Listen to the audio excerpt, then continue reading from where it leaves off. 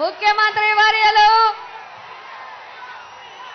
భారతదేశానికి ఆదర్శ పాలన చూపించిన వైఎస్ జగన్మోహన్ రెడ్డి గారికి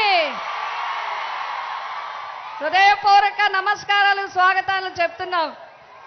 నేను సార్ని ఒక్క మాట అడిగాను, ఇందాక అక్క చెల్లెమ్మలకి ఒక మాట చెప్తా ఉన్నాను. నేను ఒకే ఒక్క మాట సార్ అడిగాను. సార్ నాకు పర్మిషన్ ఇచ్చారు.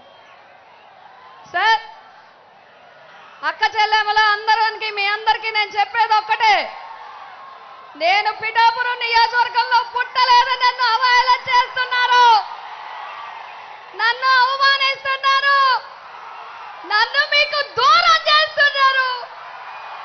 నేను ఇదే చెప్తున్నాను, నా కుటుంబ సభ్యులు నేను క్షమించమని అడుగుతున్నాను.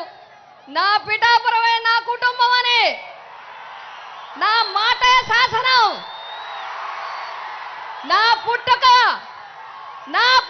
పిఠాపురంకి దగ్గర చేయలేకపోతే నా అంతిమ యాత్ర పాదగయలోనే జరగాలి.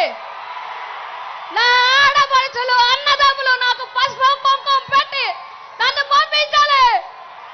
నేను పిఠాపురం నుంచే వెళ్ళిపోతాను, పిఠాపురం నుంచే వెళ్తాను. మీరు నన్ను పిఠాపురం నుంచే పంపించాలి. నన్ను అవమానిస్తున్నారు, నన్ను దూరం చేస్తున్నారు, నన్ను దూరం చేయాలని చూస్తున్నారు. నేను వెళ్ళను, ఇక్కడి నుంచే వెళ్తా. ఇప్పటి నుంచి ఇంకా పిఠాపురం వదిలిపెట్టను. మిమ్మల్ని చెంగు చాచి అడుగుతున్నా, ఈ ఒక్క అవకాశం నాకు ఇవ్వండి. నా బిడ్డ సాక్షిగా నియోజకవర్గాన్ని అభివృద్ధి చేసి చూపిస్తాను.